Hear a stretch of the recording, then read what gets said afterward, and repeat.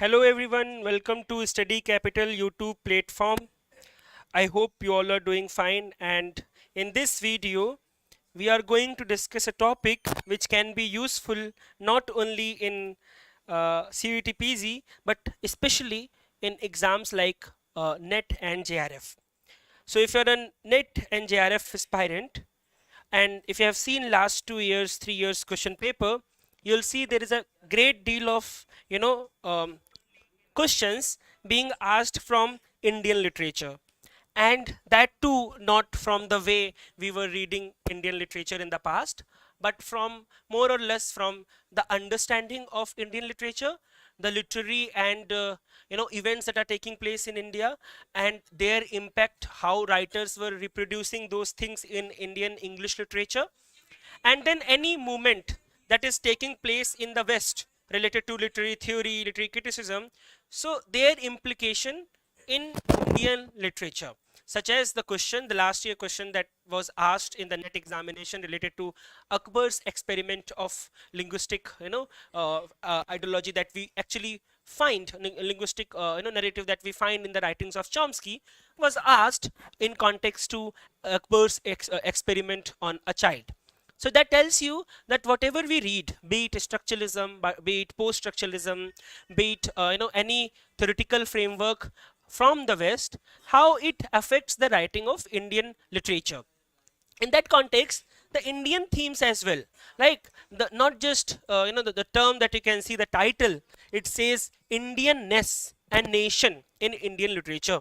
So you see, when I say nation, the Indianness comes very visible, it's very what to say, common word, but how it is influenced by the idea of nation that was driven by the Britishers. For example, the Britishness that you find in the writings like Daniel Defoe's Robinson Crusoe. So Robinson Crusoe gives you an idea of how to react, right? How to be a British. What is British? Who is British, and what who creates the identity of a nation, and how it is circulated through literature. So you have text like Sense and Sensibility, or even Mansfield Park, for example, it talks about slavery, dehumanizes Indian sub counterparts, and many other notions. So in that context, within Indian literature, Indianness is Indian English writing. That is the canon where we read about Indianness. Now, in the UGC NET examination, as I mentioned, it is a very important topic because the anxiety of Indianness, why there is a need to represent India and how to represent India through literature. It's a very important topic, not directly a part of the canon, the way we read Indian literature, but the thematically it is very important, and for CUT-PG examination as well, because you see in exams like CUT-PG or UGC or GATE, you see their focus is on the important events of India and how these events are represented. And reflected in the literary canon, such as the issue of the independence movement. So what was the literature written that talks about a nationalistic movement of 1930s and 1940s, the partition, so how the trauma of the partition, how the partition in general as an event is reflected and represented in Indian literature, or the emergency, right? So we are going to discuss this topic. First, we'll try to locate how the idea of Indianness emerged, and then we'll see how in Indian writing, in English particularly, this idea is reflected in different ways, and why there was a necessity to talk about this topic, why there was a need to write about India, to have something called Indianness in your writing. Okay, so that is the main focus today. And before entering into the canon, you see, the if we try to explain, if we try to what to say, define what is Indianness, that is the term that is used so many times. If you are a PG student, you might have they might have asked this question in your exam: Indianness in Kantapura, Indianness in the Indian English novel. This is a very famous subjective question that they ask in your in your classes. So you see, in general, it means a very distinctive cultural, historical, social, and philosophical elements. When I say distinctive, that means every nation has its own, cultural aspect. Every nation has its own tradition. Every nation has its own history. So very distinctive history, very distinctive culture, very distinctive tradition. Uh, just a second. Yes. So very distinctive, elements that makes a literary work Indian in essence. So that means there are texts written by Indian writers who are not which are not about India. So you don't find Indianness in their writings, right? So a text, how a text is made, talks about Indianness, then these aspects, the historical, cultural, social, philosophical elements, how they are represented in their writing is what we discuss. And it can happen in any language. We are not discussing Indianness particularly in, in context to what you say, Indian writing in English, but it is there everywhere. So you need to think about what Indianness is not. So, you know, glorifying India in such a manner which it is not is also. Sir ये बार बार कुछ हो रहा है, कुछ और खुल जा रहा है इसमें, किसके बगल में टैप करने पे? नहीं नहीं, मैं जैसे इस पे हूँ, अब मैं पढ़ा रहा हूँ, उसको टच में नहीं कर रहा हूँ, कुछ और आ जा रहा है. Okay. Okay. So no issues. So you see, glorifying India, and representing India in a way that you are, that what it is not Indianness. That means talking about India, glorifying in such a manner that's a very, what to say, elite. People are very elite here, and everything is fine in India. Nothing is wrong. There is no poverty. That kind of, glorification of India is not Indianness, right? So the exoticism should not be there, right? The superficial Indian elements, and that too is obviously for the Western appeal. So when you think about India in the Western context and in the early writings especially, it was only about elephants, it was about sari, it was about spices, it was about yoga, snake charmers. If you're aware of Hedgelet wrote a text called Indian Jugglers. So these were the things that they perceived. The idea of India was created by sari that women wear in India, yoga that was, Patanjali and all those things which are famous in India, spices that we use, the tradition of, they came to India for that particular reason, or the elephants that we have in India, the snake charmers, the believers of, things that do not exist in reality, philosophical notions. So that is the idea of India of the West, right? Orientalism will talk about how West perceive East. And when you see, these are stereotypes. So you think about India, you think about sari, you think about elephants, you think about, yoga. All those things are superficial elements, and that somehow contribute to the exoticism of countries like India. So that is not Indianness. Then the tropes that were created, the surface level tropes, right, and obviously used by the outsiders, and then those tropes, the literal meaning or the way they have created those stereotypes, were also used by Indian writers. So there are few people who will talk about India, the essence of India on a very surface level, in order to obviously create this exotic category. So when I say exotic, it is used in the same context the way, people like Chinua Achebe talks about the exotic otherness. You are exotic, and that is why you are other. So when they represented India or any other nation, the so-called East was problematic, right? East was uncivilized, East was irrational, but at the same time, East was also exotic and spiritual. So this, the binary that you find was there in the Western representation of India, and you find that, the way they are talking about the positive aspect, so you may perceive that, it is something that is good, and that is why we should take it as it is. That is not right, even if it is, because this type of generalization creates a different kind of India, which is not true, even if it is more, positive in a sense that it glorifies India, but it is not Indianness.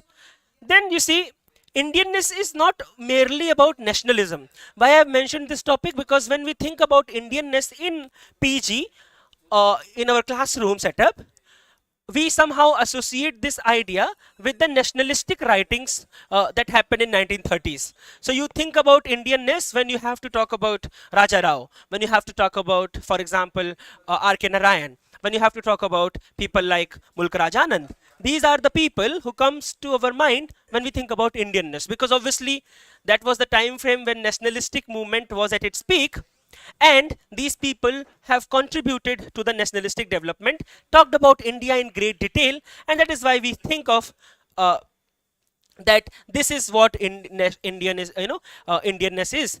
So it is not blind patriotism, or it is not blind glorification of India. That is what I am trying to say.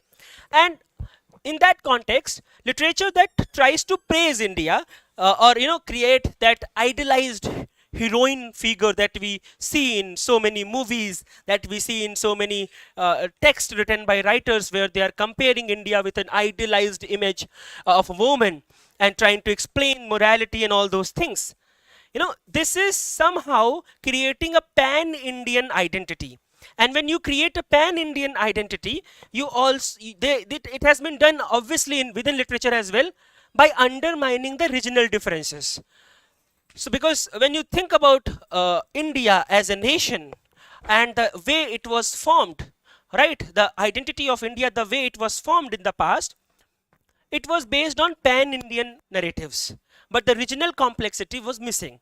So we don't need to think about Indianness in that context, in that way today. That will not help us. So that is not Indianness is. Then what are the things that we have to see?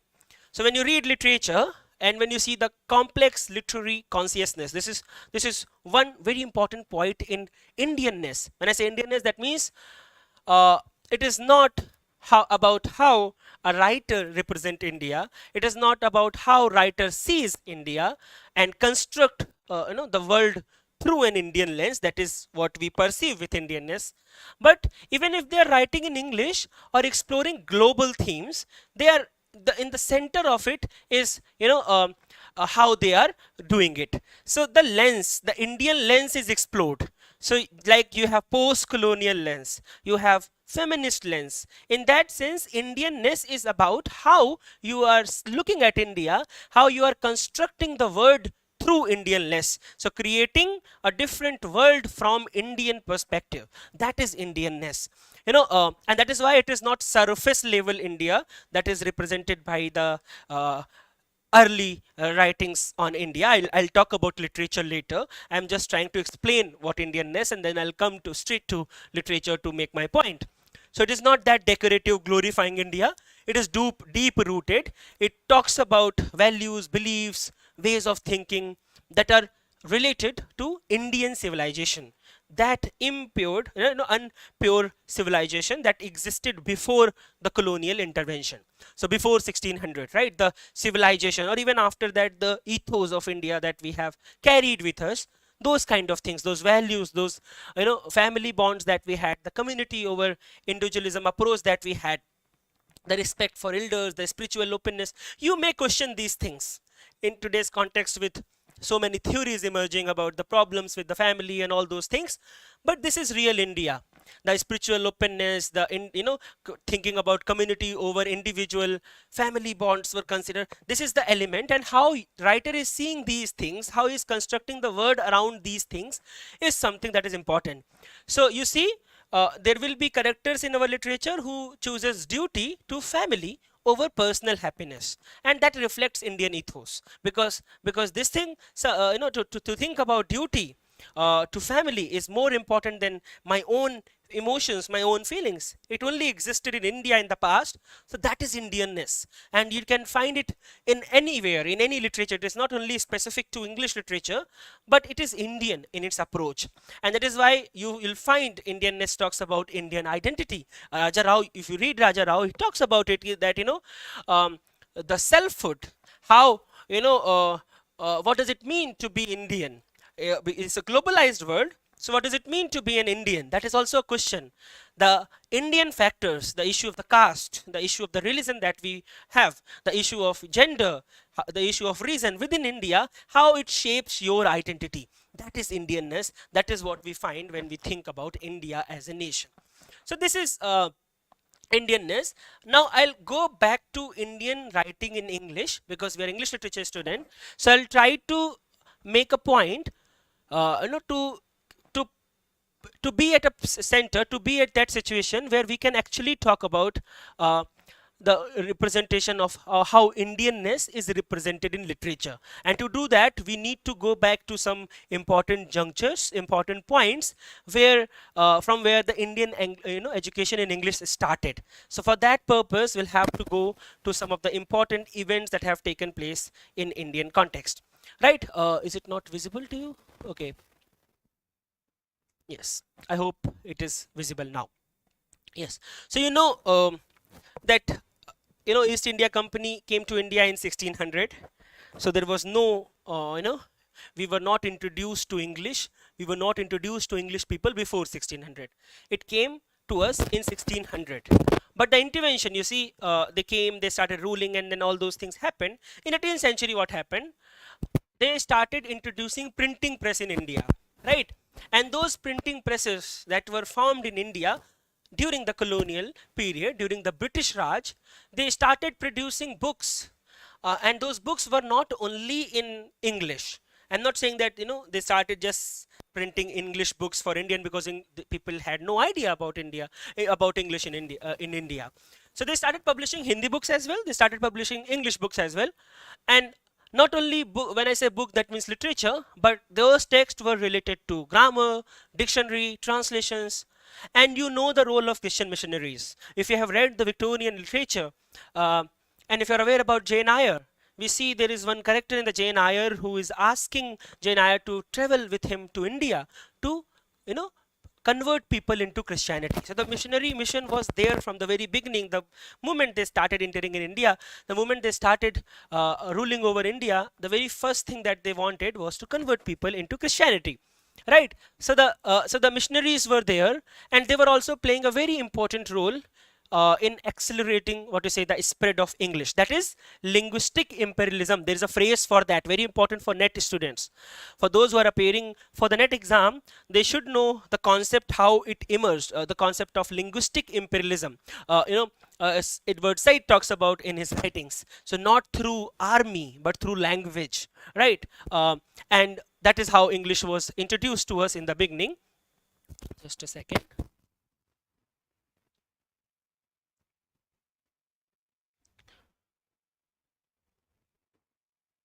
Yes. And then you see, when they started publishing books related to it, and when the missionaries came and they started spreading English in India, after 1759, we have one missionary, missionary there, Reverend Shiwards. This is a very important name for those who are appearing for UGC NET. Probably not for PG because they don't go into that much detail. But it is a very important person. What he did, he established schools for teaching teaching of English. So that is the first movement. This is the first college, first person who started preparing, started teaching in English in India. He created schools, where he started teaching English. And then the first book came, because you need to introduce people with English. You need labor, you need, people who can work for you. So you'll have to make them, speak your own language. Why I'm saying this? It is again a very important literary reference. If you know Robinson Crusoe, so the character Robinson, the Crusoe, what he did, he first told, taught Friday to tell him, to speak a word called master. For him, obviously, he wanted to be known as master. And then he told him, then he taught him how to say yes or no in English. So you see, the reason comes first. He wanted to become, a master. And then he told him basic words like yes or no. And that is very common. That is the purpose why I'm using this word linguistic imperialism. Right? So then the first book came. And this book is to introduce people of India with English. So we need to teach them English. And then came the book called The Tutor. Right, the tutor is, again, you need to remember, this is not a book written by Indian in English. It is a book which was introduced to Indians, so that they can learn English. And that book is The Tutor, right? And then you'll see the development will begin. They'll start the newspaper. You might be knowing the Hickey's Bengal Gazette, very, very important newspaper that was introduced in India in English, and that you'll see the development will begin from here. So the first paragraph basically talks about how they started teaching English to India, language, not the literature. It is the development of language. First, they will teach language to Indian people so that they get that kind of audience who can probably work for them, or the audience with whom they can connect, the elite upper class of India, right? And in that context, you see there are few people who will emerge, and these are very important questions for net examination. Sir William Jones, he founded what we know today as Asiatic Society of Bengal. Now, they have asked two types of question from this information. If you'll see a UGC net paper of last 3-4 years, first they have directly asked about the headquarter of Asiatic Society of Bengal in India today. It is Kolkata, right? And it was formed by William Jones. You might know him because William Jones was the first person who translated Abhigyan Shakuntalam into English. He introduced Sanskrit literature to the Western audience.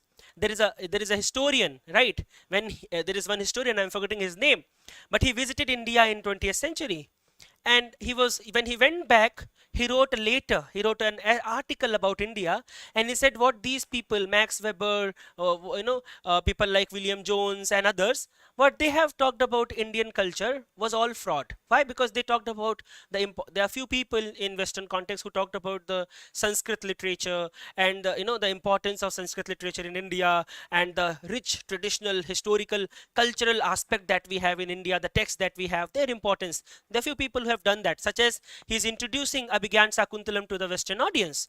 But when that particular historian, when he visited India, he found no one who is speaking in Sanskrit, right? So these texts were written in Sanskrit, but there is no one speaking Sanskrit today in India.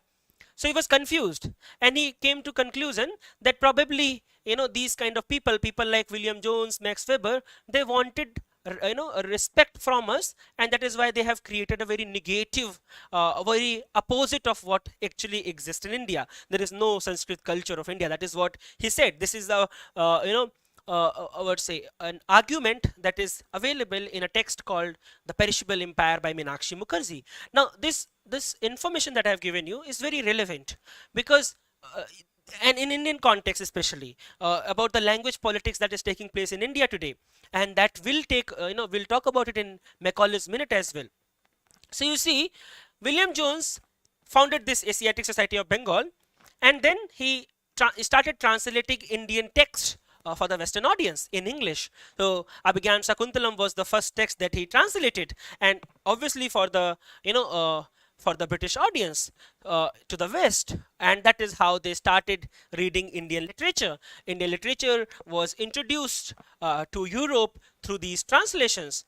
Now the early part, if you'll see few Orientalists from the past, they had a very rich, they had a very positive interpretation of India. So when William Jones is talking about in India through these interpretations, he was not talking in terms of the people are uncivilized, or that kind of a framework that we find in the major people who will come in future. They were very much they were supporting the traditional scholarship of India, and that is why they started translating, and that is why though they supported classical Indian education, those people who were British but supporting the classical Indian education, they were known as Orientalist. So we have two divisions. One is Orientalist, who were even those people who are from West, but they're supporting traditional Indian knowledge system, such as William Jones, who founded the Asiatic Society of Bengal. We also have a person called Warren Hastings. What he did, he established the Calcutta Madrasa for the study of Arabic and Persian. So you see, Arabic, Persian, Sanskrit, everything in these two people, they were supporting the traditional scholarship. They were supporting Indian languages and the texts that were written in Indian languages. But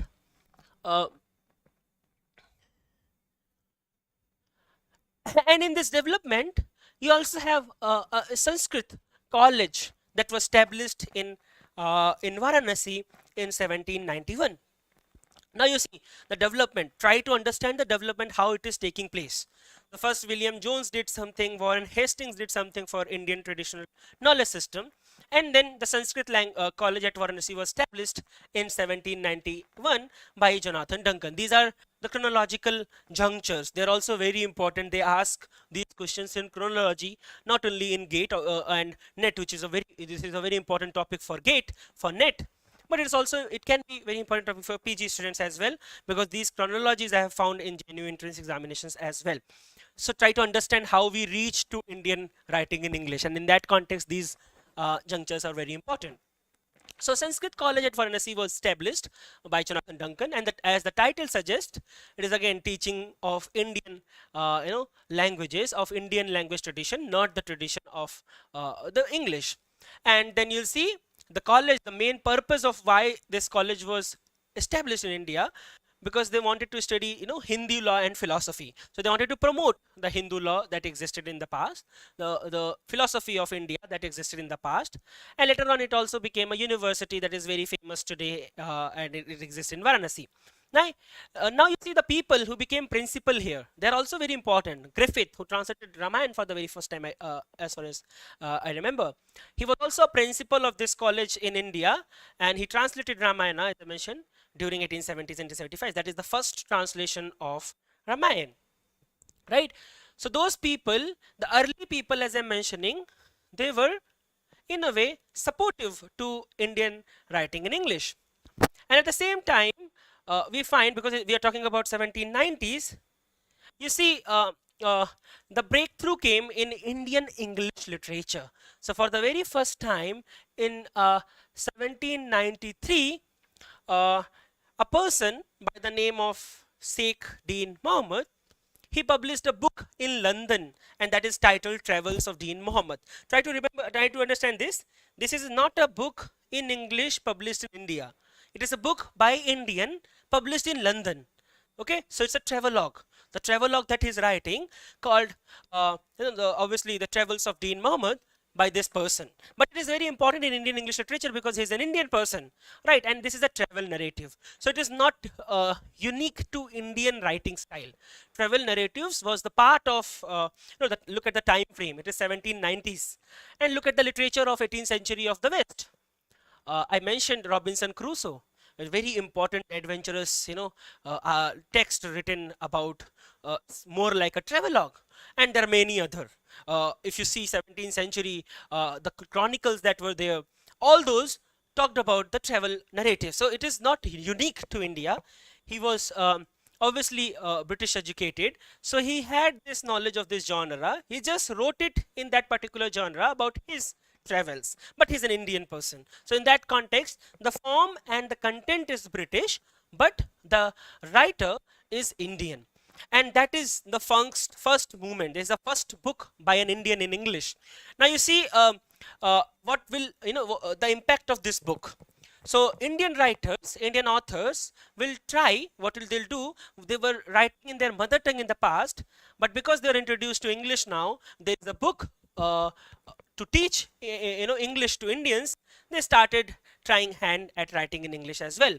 And the early writers, as you must know, they, in terms of form and content, both were British, but the writer was Indian. So the framework was British, but people started writing in English as well during this time frame. Now, obviously, the Western art form were introduced to India. We'll talk about Indian education system as well, what was being taught to those people and why this influenced Indian writing in the beginning. But that is the first part, and the readers were also British, or the British educated Indians. So how you can represent, what kind of India you will represent in your writing. If your readers, especially, you are writing in English. So if you're writing in English, what is the audience of, what is your audience, right? And that is a question. We're talking about 18th century, at the end of 18th century or the first part of the 19th century. It is very relevant to today as well, right? Who, for example, there is a crisis of Indian English plays in India. If I'll ask you about naming 5 Indian English writers who primarily write plays in English, not translations. I'm talking about writing primarily in English, and there are very few people who are doing that. The reason is obviously who is the drama is written primarily for performance, and if there is a performance of English drama, a drama written in English, performed in English, who is going to watch it? The issue of readership, the issue of those who are going to watch it is very relevant even today as well. Now think about 19th century. There are very few people who have idea about English, who knew English, right? And even out of those people who knew English, either they are British administrators or those who are British educated, who are so both those people, what kind of idea, what India they wanted to read, you'll have to think about that as well when you are writing. Sir, will you cover this topic in our paid class as well? Definitely, we'll cover it in great detail. I'm just taking one point to explain these things. In our classes, we are going to go into depth to these topics. Now you see, uh, then came Charles Grant. You might know this name. And this is a person who wrote a text called Observations on the State of Society. This is the original, the only title that is famous. But the full title says Observations on the State of Society among the Asiatic subjects of Great Britain. Asiatic subjects of the Great Britain, that means Indian people. They are the subjects of Britain because the colonization has already begun, particularly with respect to morals and on the means of improving it. So the title suggests that the text is going to talk about the moral of Indian people who are subject, not human beings, but they are subject, and how the morality is problematic because the title suggests you to improve it, right? So the whole idea of India, the traditional idea of India, the moral conception of India, this is the beginning when they'll start talking about it in a negative light for the first time. It was published, and as you can see, 1813, the year in which Charter Act came. So how these texts are related to each other. If you're aware about the Charter Act, there are 2-3 points that are important there. 1 lakh rupees was involved, to talk about how to teach Indians for the education of India, and then the medium and the role of missionaries there. Everything is there. So that in 1813, he said that India could experience social and moral growth by granting Christian missionaries into the country. There is only one way India can, progress. There is only one way India can find growth, and that is through British intervention. So if British will not come, then India will not grow. India will not progress. It is only possible through the British intervention. You see, India was already doing very good in the past. It was not like they needed the intervention, but they started ruling over us, and now they are saying all those moral conception, they'll write about it, the Max Muller and all those things who are doing translations of Indian text, they're representing the bad qualities. They're representing in a very different light, biased opinions of these people. And they said, we need Christian missionaries into the country.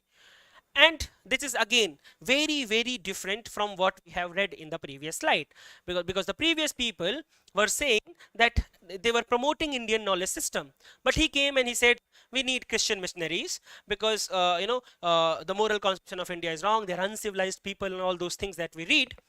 And only when you'll allow Christian missionaries operation in India, then the moral conception will begin to change. Now this is a very different point, very different stance to what East India Company wanted. East India Company was there in the first place, and because East India Company thought when they'll build, when they permit Christian missionaries operation in India, the commercial interest that was there, you need to forbid that. So East India Company was thinking about its own, what to say, commercial aspect. And if they'll allow, if this is going to happen, if Christian missionaries will come to India, then their commercial aspect will be affected. So they don't want that. You see, East Indian Company was there in India, but they don't want Christian missionaries in India. And Christian missionaries and all those people who are sitting in, in Britain Parliament, they are saying that Indians are uncivilized people, so they need British intervention. They need missionaries because there was an agenda. They wanted to convert people into Christianity. So this is the first thing that happened in 1813. Now that resulted obviously in Charter Act of 1813. This is also recognized education as a duty of British government in India.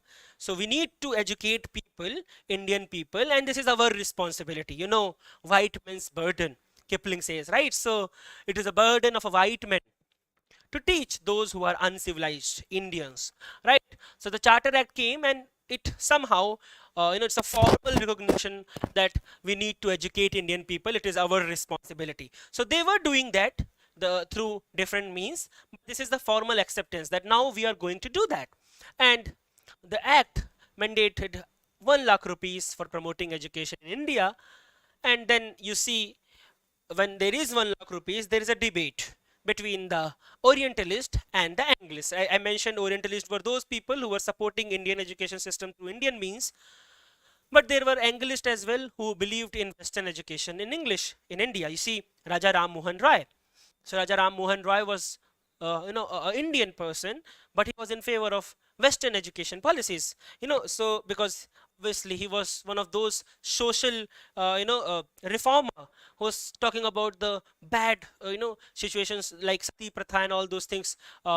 In Indian context, so he was reviewing that. So he thought that Western intervention is necessary because that education is important for us. So he was one of those Anglicists. So the debate started. So the money that was allocated for promoting education in India, it was not used till 1835, when Macaulay's Minute will come. And you see what happened between 1813 and 1835 is also very important. We usually read Charter Act 1813 and then we jump into Macaulay. But there is a lot of things happening in between. And then came the James Mill's work called The History of British India, 1817. You know James Mill probably because of utilitarianism. You know him probably the subjection of women, on liberty. You might have heard this name in feminist, readings as well. In the first wave of feminism, he was one of those people who supported women rights, suffrage movements. He talked about it in the parliament, but everything failed. So the picture that we have of James Mill in our mind is one of those reformists. But what he was doing in Indian context, he wrote this book called The History of British India. And that too was published in 1817. 1813, the Charter Act. Then came 1817, the history of British India.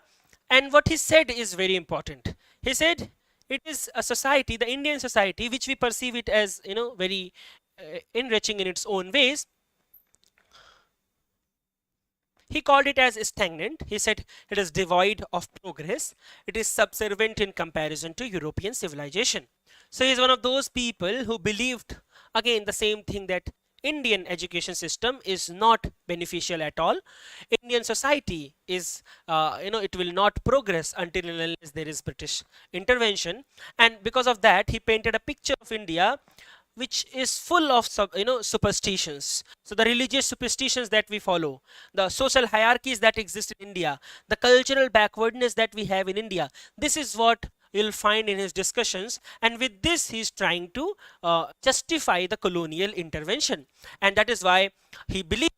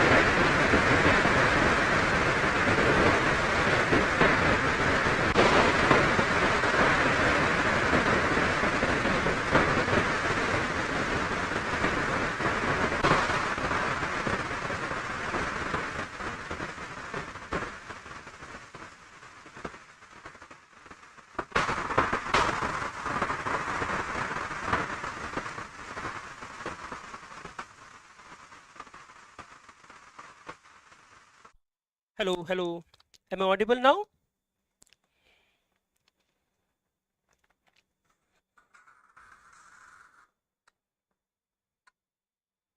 Okay.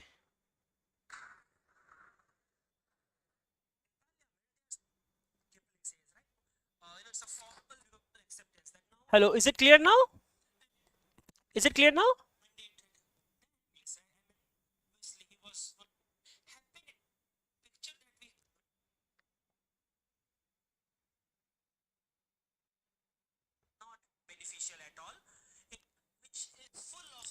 Audible now. Okay, I just want to check from where I have to repeat. Just give me a second. Okay, from James Mill itself. Okay, okay, I'll repeat what I was saying.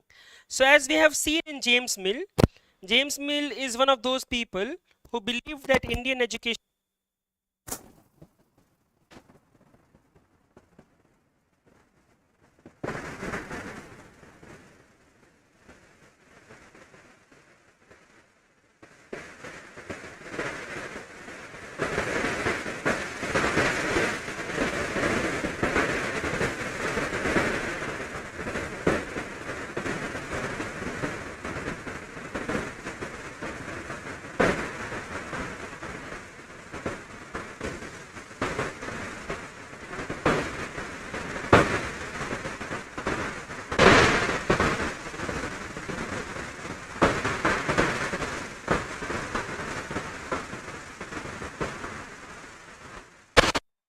One second, I'll come.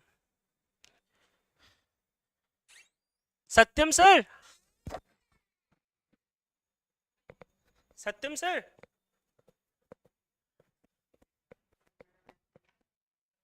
ये बार बार आवाज चला जा रहा है, एक बार check कर ले तो। पता नहीं क्या हो रहा है जब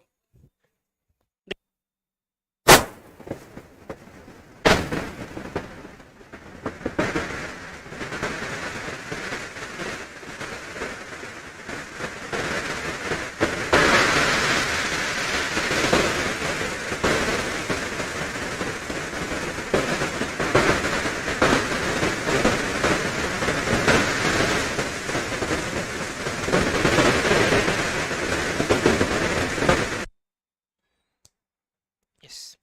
I hope I'm audible now. Please confirm so that we can start. I hope I'm audible now. Voice crack. Is it clear now?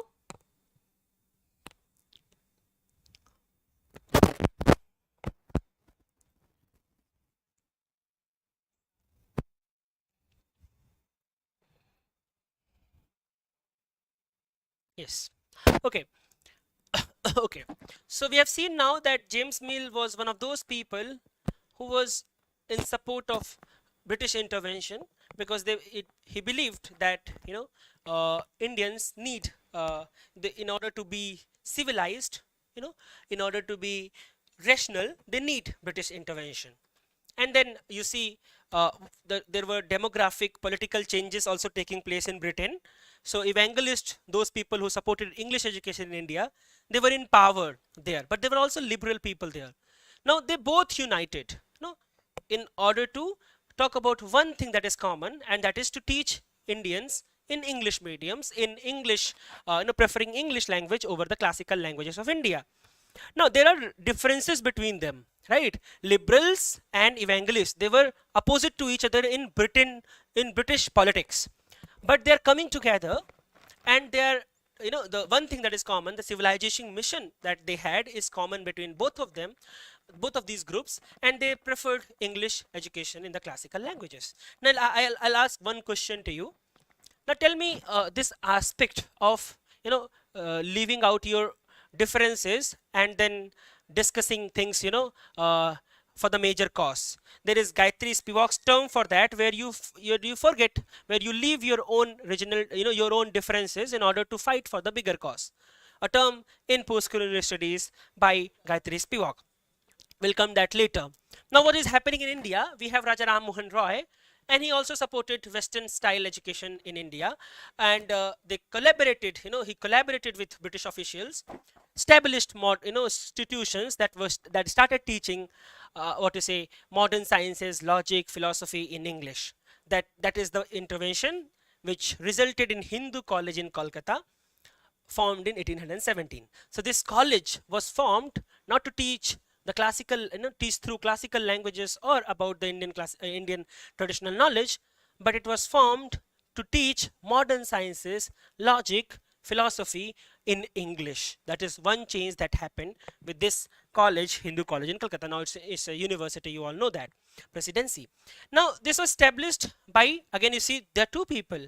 There's not just Raja Ram Mohan Roy, there is also David Hare, there is Sir Edward Hyde East. So this is the point when East and West came together, formed a university, Hindu College in Kolkata, to teach modern sciences, logic, philosophy, all those Western things in English. The change which was not there in the past but now imposed upon Indian people.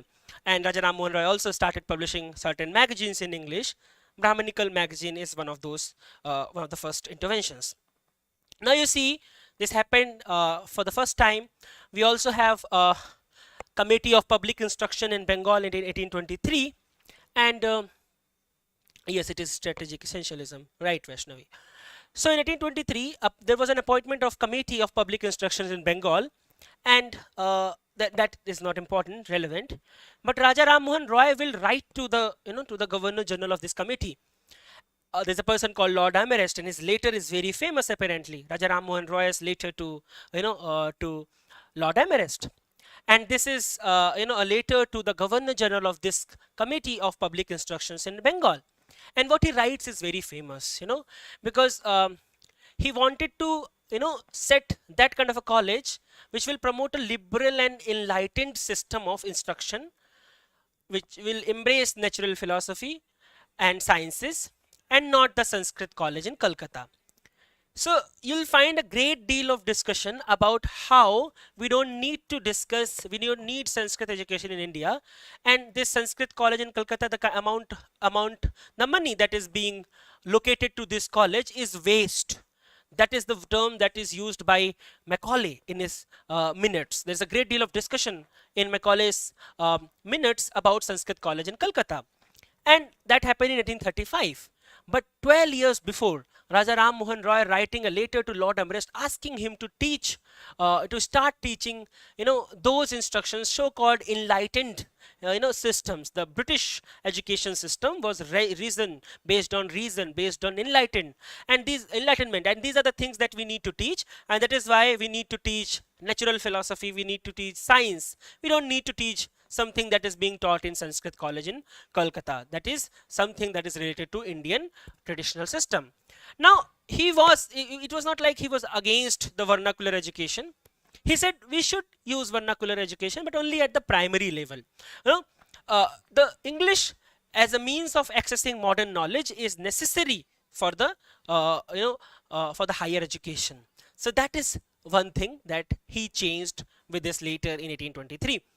Now, between 1817 and 1835, you have one Indian writer started writing in English, and that is Derozio, who is considered as the first, early first, Indian writing in English, poetry writer in English, first Indian English poet. He published his work in 1827. This is very important point, 1827, because 1817, just 10 years before, we have a first college in India who started teaching in English. And just after a decade, we have a writer who started writing in English, poetry writer in English. So it's not a coincidence. He's related to that college, right? He was reading. So first English was introduced to us. It was taught to us. People like, Byron, Keats, Shelley, they were introduced to us, and then they inspired Indian writers to write in English, to write poetry. Then came Derozio and he started writing poetry in English. So it's not merely a coincidence or a way of writing, liking for English and you start writing. It was taught to us. It was told, it was somehow fit into your mind that these are the classical writers, these are the writers, these are the people that you should read. These are the influence that you should focus on your studies, and that is how writers started writing in English. and then his emergence, Derrida's emergence was not very sudden, as I mentioned. From 2 decades they were teaching Indian Indians in English, the condition of India, which is a very important point in Derrida's writing. If you read Harp of India and many other texts that he has written, you'll find it is India which is shaped by colonial experiences. So he is writing about that India, the Indianness that you find in Derrida was somehow constructed by his own experiences during the period of colonization. That is again very, very important point. So he talks about the fallen glory of India, the colonization and its physical wound, how it is affecting our mindset, how it is affecting Indian people, colonization. So his critique, he's presenting critique to India, but being in the framework of Britain, right? And the romantic sensibility that was there in poets like Keats, he somehow introduced those things in Indian context for the very first time. Now it happened in 1827. Then just after 4 years, we also have a first play in English, The Persecuted, or what to say, dramatic scenes illustrative of the present state of Hindu society in Kolkata. You know it by The Persecuted only, but the full title is also very interesting because it tells you that it is a discussion about the present state of Hindu society living in Kolkata, 1831, and that is again related to historical context, because you need to know that English plays could only emerge after the British had firmly established themselves in India and after the rise of an English educated Indian audience. So if this work was published 20 years before, then the relevance of this work will not be much. But now they have taught Indians for 2 decades. So it makes sense now that there are people who can read English, who can understand English, and then came the play. So it cannot be written in 1810. It has to be written in 1830s. That is the point that I'm trying to make here. Right? Now, Hindu College, as I mentioned, was formed in 1817, and then after 14 years, he was, Krishna Mohan Banerjee was reading in Hindu College, and then you see he was exposed to English education, to the Western thought. So if you'll read the text, you'll find that the identity of India, the nation that is created by this text, is somehow influenced by the colonial agenda. Now you see, English, Macaulay's minute came. It's very famous. Macaulay came up with this minutes in 1835. I'll not talk about that minute in great detail because I'm considering that all of you who have seen this video till now, you have that idea about what Macaulay said. But the interesting part is, he talked about replacement of Persian language from Indian, removed Persian language and English replaced Persian language. It became the official language of India. This is also a question that they have asked in the NET examination. Which language was replaced by English language? Now, if you look at the content of Macaulay's writing, everything, the pointers are available, so I'll not talk about it. But he talked about Persian, Arabian literature. He talks about Sanskrit and all those things. Now, he was talking about those languages and he said there is no relevant of those languages. That is why we need to, introduce English. But in reality, these Indian people were not speaking Sanskrit during that particular time frame. So the reality of India was not used. So it was not like, they actually wanted to civilize us. The hidden agenda was something else. That is why they choose to discuss those languages which were not even, used in common discourses. That is the interesting point. Now he'll introduce his, model of promoting English language in India. He said that English should be used as a official language. It should be the medium of instruction in school. We need to train Indians to be English speaking teachers and obviously create that kind of a class which is Indian in only blood and color, but in reality, in taste, in opinions, in morals and intellect, they are British. So they wanted British Indians, right? And obviously, William Banting was there. Governor, he announced in 1835 that we'll prefer English language alone, and that is why the knowledge of English literature and science through the medium of English language alone was introduced to Indian people. Right? So you understand this, this is the most important element. Now I'll not discuss Macaulay in great detail, but there are three paragraphs from the text that I have deliberately put down here. And if you read the first paragraph, he accepted that, that he had no knowledge of either Sanskrit or Arabic. So you see the kind of preoccupation with the language or with the power, how power creates certain kind of knowledge. So he said, I have no knowledge of either Sanskrit or Arabic, but I have done what I could to form a correct estimate of the value.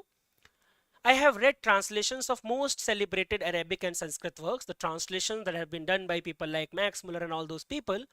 I have conversed both here and at home with men distinguished by the proficiency of the Eastern tongue.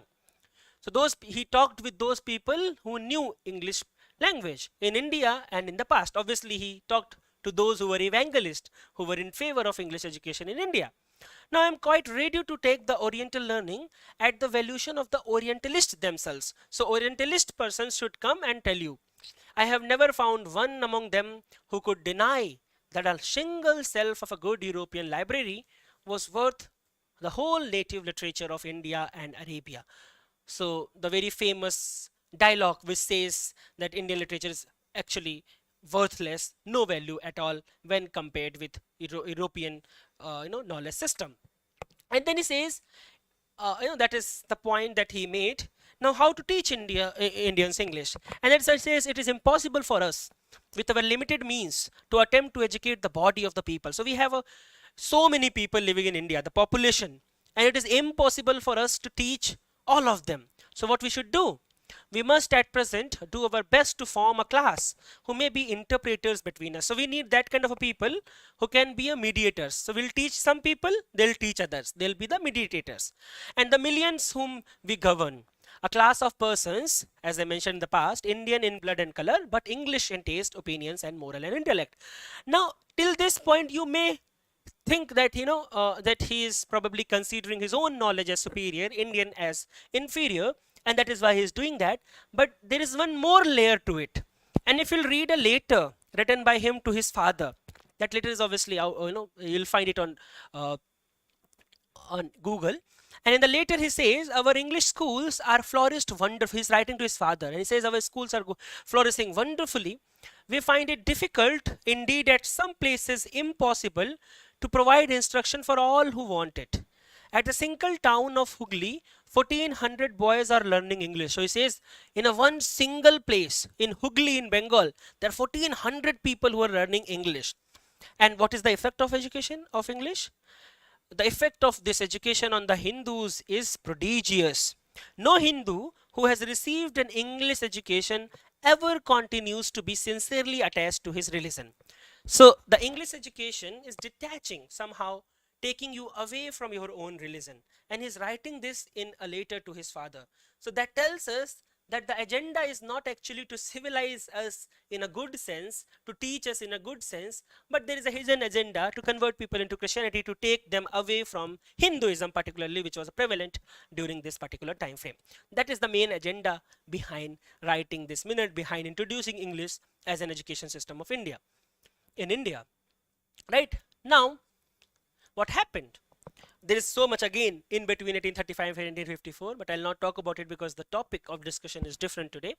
The Wood's Dispatch will come, and with which is obviously known as Magna Carta of English education system in India. I'll not talk about it in detail about this Wood's Dispatch, but what resulted with the suggestions by Wood Dispatch is the establishment of universities. So between 20 years or 30 years, you'll find universities were established in Kolkata, in Bombay, in Madras, in Lahore, in Allahabad. I mentioned Lahore because at that time it was a part of India. That was the plan. And in 1857 itself, 3 universities were formed. And these universities were formed on the basis on the University of London. So the University of London was the model for University of Bombay, Kolkata and Madras. The teaching that will be taking place in Bombay, Kolkata and Madras is based on University of London. So they used English as the medium of instruction, obviously, and a new class of English educated Indians emerged. They were those people who were deeply familiar with English language and culture. So what Macaulay wanted, those people who were Indian in blood and color, but in taste they are British, in opinions they are British, in moral they are British. These people were formed the class was formed by the University of Kolkata in 1857, right? And then you'll see they started writing.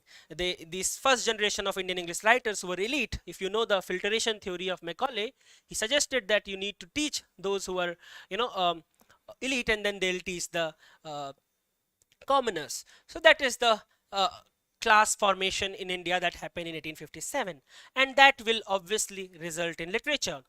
Now, when I talk about before entering into literature, you see in the post-colonial class, if you have followed this channel, we talked about three ways of writing in any post-colonial criticism or post-colonial literature. So we find three steps: adopt, adapt, adapt. And if you have read Indian literature from any book, be it Malhotra's text, be it Iyengar's text, or any other text that is available, you'll find this is very common discussion. So in the early writers, you'll find they just take the English language, they take the literary form that is English, and they started writing, right? So in those people who started writing English as who have taken English as a medium of expression, obviously during the British colonial rule, they were in the adopt phase. यानी कि आपने form और content सब कुछ English British का लिया और बस इंग्लिश में लिखना शुरू कर दिया. आप है इंडियन, बट आप लिख रहे हैं इंग्लिश में, और लिख रहे हैं उन जॉनराज में जो इंग्लिश हैं, जो ब्रिटिश हैं प्राइमरली, राइट? और कौन करेगा? ऑब्वियसली एडमिनिस्ट्रेशन का लैंग्वेज है, एजुकेशन का लैंग्वेज है, एलीट कम्युनिकेशन का लैंग्वेज है. सो जो अर्ली राइटर्स हैं, they wanted to reach wider audience. These elite people who were formed during the class that was formed in the Kolkata University, they wanted to reach to those wider audience, and they started adopting English language, adopting literary form that is British in its tone. That is why we have Henry de Rosio, Toru Datta, Bankim Chand Chatterjee, Raja Ram Mohan Rai, many others. You can talk about that they are primarily talking about Indian context as well, especially if you read Toru Datta. So she is writing from France, nostalgic imagination of India, and talking about India. So we do have Indian themes, but the form and the content is typically, it falls under the category of Western framework, right? And then came the next phase, which is adapt, not adopt, but adapt, where you see the themes, culture, and Indian ethos was introduced into the English form. So the form is again British, but the content they started writing about India, about Indian themes, about the issues of India, for example, right? So that is adapted. पहले form और content दोनों ही British था. अभी content में हमको Indian themes देखने को मिलेंगी पहली बार. Indian cultural sensibility को जो suit करे, वो चीज writers लिखना शुरू कर देंगे. मतलब ये एक ऐसा phase आया जहाँ पे आप इंडियन सेटिंग्स देखेंगे, इंडियन कस्टम्स का डिस्कशन देखेंगे, इंडियन ईडम्स, प्रोवर्ब्स, रिदम्स को लिटरेचर के अंदर इंट्रोड्यूस किया जाएगा. So you are using a language of the coloniser, but you are expressing the decolonized realities. You're representing the decolonized reality. Think about R.K. Narayan. So he used English. He created this Malgudi days. You think about Mulk Raj Anand. He talked about Indian caste operation and rural poverty, but in English. So, and you see how he introduced certain Indian metaphors as well, Indian mythological references as well.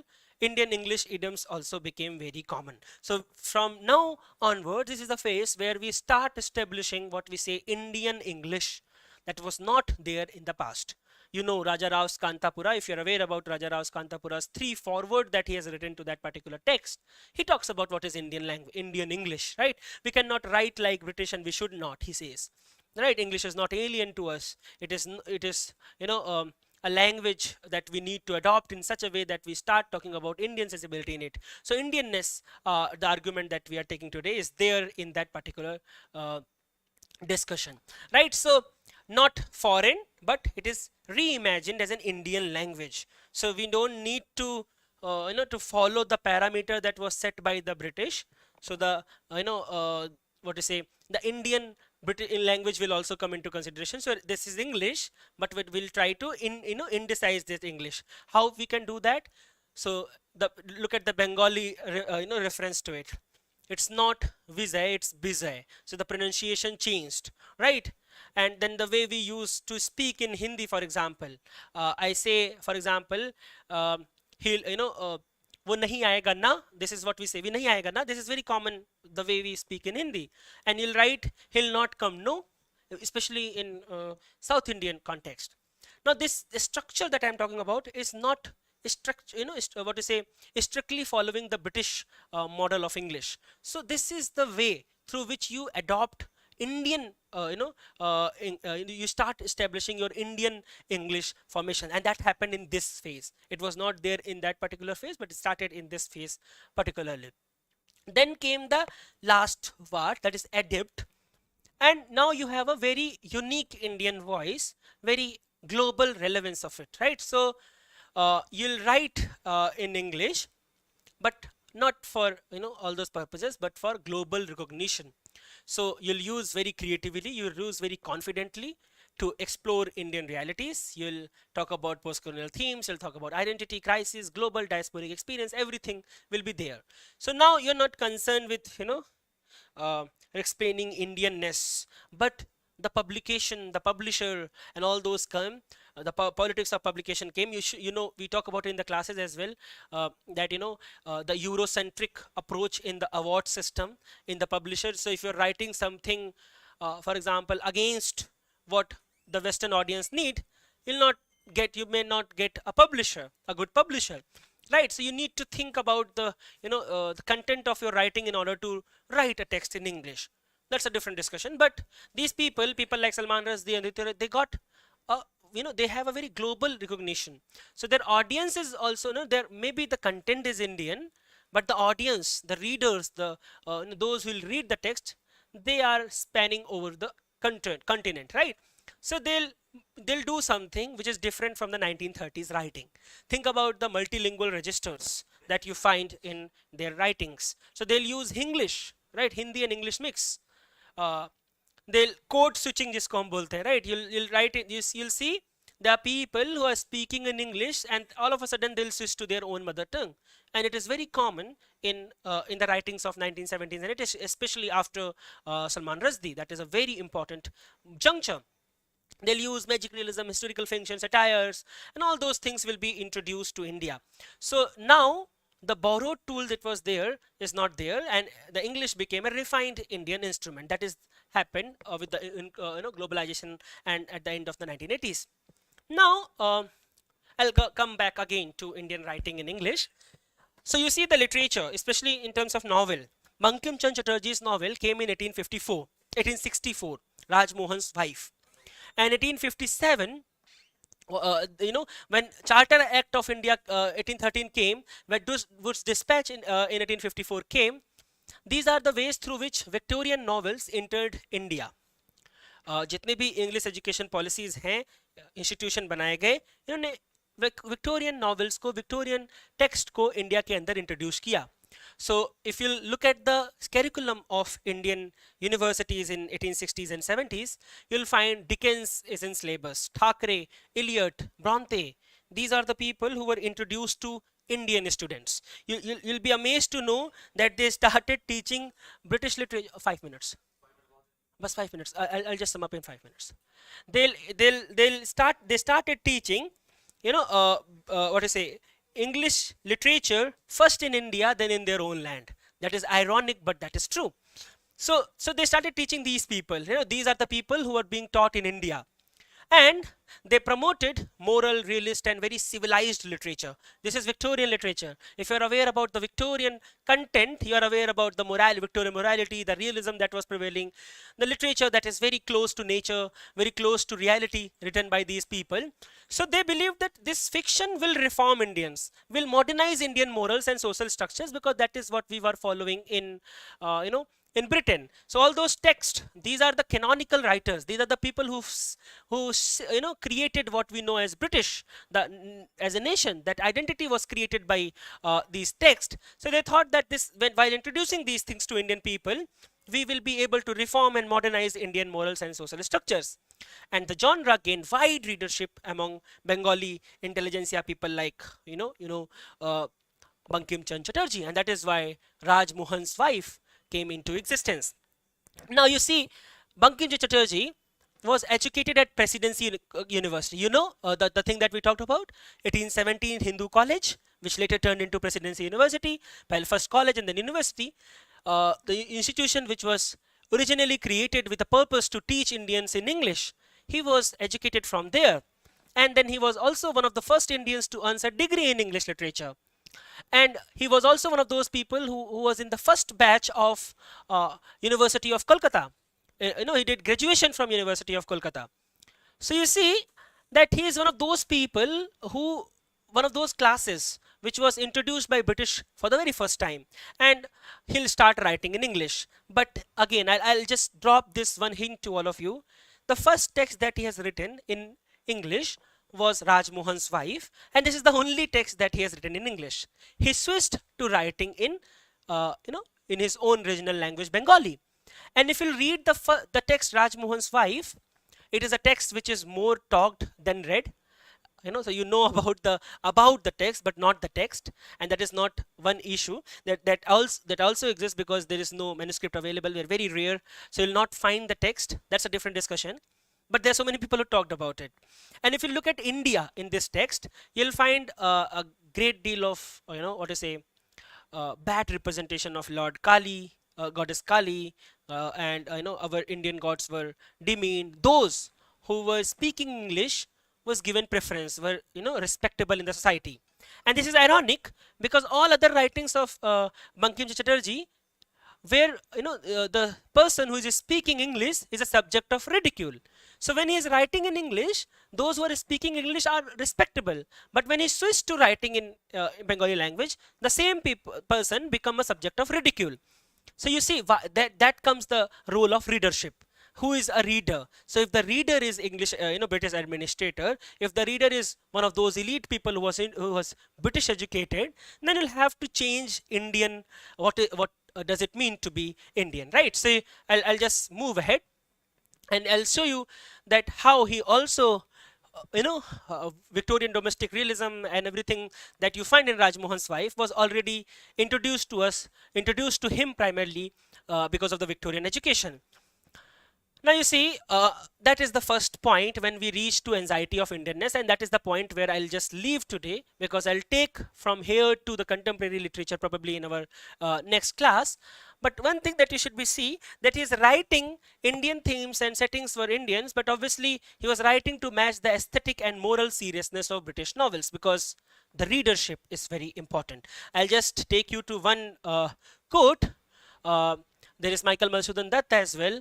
He also started writing first in English, and then he switched to Bengali and became the very famous first poet of Bengali. Look at this quote by Neeraj Chaudhary, and I'll conclude this class today. There's so many other things that we can discuss to the argument of Indianness in Indian literature, that I'll take it from here in the next class. But it says the two men who created modern Bengali literature. When I say modern Bengali literature, that means the poem as well as the novel. So two men who framed modern Bengali literature wrote their first works in English. So you have Bankim Chatterjee writing his first text, Raj Mohan's wife, in English. And you have Michael Madhusudan Dutt, a very famous, a person who changed Bengali poetry and the father of Bengali poetry. He wrote his first work in English, that is The Captive Lady. And they wrote first work in English before they even thought of writing anything in Bengali. So they don't know what to write in Bengali, but they started their career writing in English. The creator of modern Bengali poetry wrote his first long poem in English, The Captive Lady. And the creator of Bengali fiction, Bankim Chatterjee, became very famous. He wrote 12 novels in English, in Bengali, and became very famous person in Bengali novel writing. He wrote his first novel in English that critic considers as a false start.